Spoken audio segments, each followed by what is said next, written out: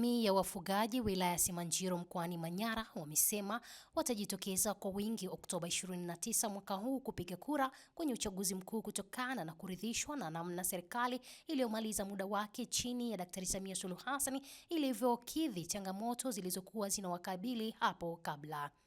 Kati ya waliozungumza juu ya kujitokeza kwenye uchaguzi huo ni mkurugenzi wa shirika la maendeleo lisilo la kiserikali la Eklati Foundation Peter Toima, ambapo ametaja maeneo mbalimbali ambayo serikali imefikia na kubadili mtazamo wa maisha ya wananchi kati ya wafugaji. Kati ya sekta nyeti ambazo zimeorodheshwa mkurugenzi huyo pamoja na wananchi wenzake waliozungumza uchaguzi ujao ni pamoja na sekta ya umeme, maji na barabara ambazo wametaja kuwa ilikuwa ni kama ndoto kwenye vijiji vyao kufikiwa na huduma ya umeme na hata maji safi na salama. Hata hivyo, shirika la Eklati limekuwa likiunga mkono serikali kuhakikisha jamii inafikiwa na huduma mbalimbali ikiwemo elimu, afya na maji. Pamoja na mwitikio huo kuelekea Oktoba 29 mwaka huu, wafugaji hawa wanataja mambo muhimu ya kuzingatiwa na serikali kwenye maeneo yao mara baada ya uchaguzi.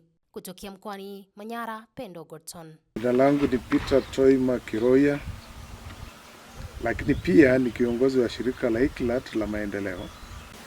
Tunaridhika ilani imetekelezwa. Ukiangalia katika mkoa wetu, kwa mfano, katika elimu, katika maji, afya, mawasiliano kwa maana ya miundombinu iwe ni ya barabara au mawasiliano mengineyo, maji, maendeleo ya jamii, karibu kila eneo serikali ya CCM katika mkoa imetekeleza kwa asilimia kubwa sana.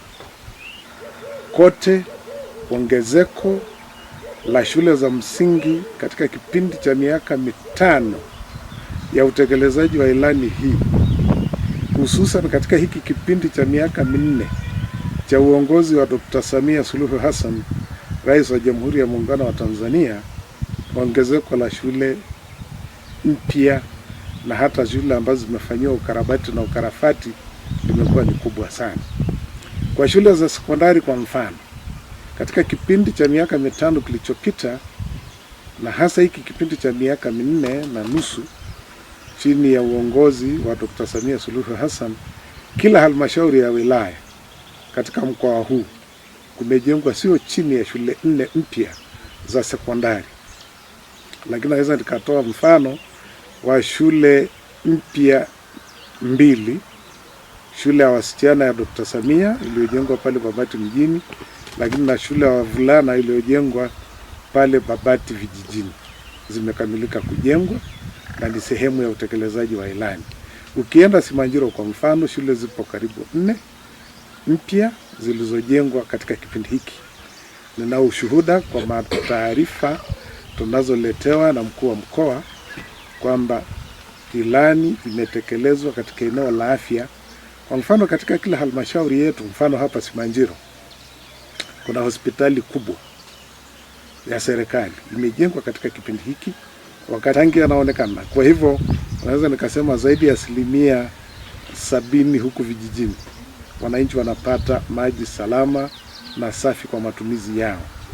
Ukiondoa upatikanaji wa maji ulioletwa na serikali ya CCM katika kipindi hicho kwa matumizi ya watu, lakini hata kwa upande wa mifugo, ukilinganisha haya maeneo miaka ya nyuma ya kabla na sasa hivi, tofauti ni kubwa sana kwa swala la usambazaji na upatikanaji wa maji vijijini. Sisemi habari ya umeme ni miujiza, haijapata kutokea. Bwawa la Mwalimu Nyerere linalotoa megawatts 2115 na kwa hivyo limechangia katika grid ya taifa. Leo tunapata umeme vijijini. REA wamepeleka umeme karibu kila kijiji nchi hii, vijiji vyote 12,000. Na hata huku vijijini, hapa tulipo ni kijijini, lakini umeme unawashwa masaa 24. Siku hizi vijijini watu wasipokuwa na umeme, ukikatika kidogo tu ni kitu kinachosumbua. Kwa hivyo uwepo wa umeme ni mabadiliko ya maisha, kuboreka kwa maisha ya wananchi.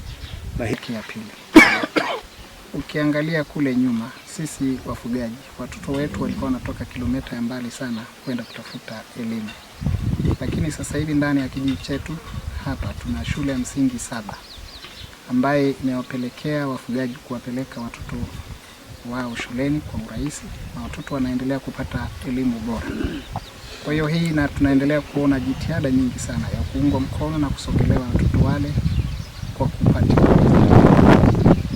ili watoto wetu waendelee kupata elimu bora. Tumefurahiwa sana uongozi ya Dr. Samia Suluhu Hassan kwa miaka 4 iliyopita, kulingana na miradi nyingi ambayo imetekelezwa kwa ilani ya Chama cha Mapinduzi. Maana ukiangalia kila upande, mfano kama mifugo yetu kwa sasa tunaendelea na chanjo ambayo tumepatiwa na serikali wa CCM, ambayo huwa kwenye ugonjwa wa mapafu chanjo lake ni shilingi 1000, lakini kwa sasa sisi wafugaji tunalipa shilingi 500 baada ya serikali ya Chama cha Mapinduzi nao kulipa 500, na sisi wafugaji tunalipa shilingi 500. Ukienda kwa mbuzi tunalipa shilingi 300, kwa sababu huwa tunalipaga 600, lakini kwa safari hii kwa sababu serikali yetu ameweka mkono na wakalipa 300, na sisi wafugaji tunalipa 300. Lakini kiangalia jesho, hata kijiji chetu tuna jesho mpya ambayo kwa sasa naendelea kutoa huduma kwa wafugaji wetu. Lakini pia maeneo ya malisho ambayo tulijitengea sisi kama sehemu ya matumizi bora wa ardhi, tunashukuru sana serikali yetu, maana anaendelea kutulindia. Maendeleo ambayo tumepata kwa miaka 4 ni tofauti na kipindi cha nyuma. Upande wa afya tumepata vizuri, upande wa elimu tumepata vizuri. Kwa hiyo niseme na mimi tunaiunga CCM mkono na tutashinda kwa 100%.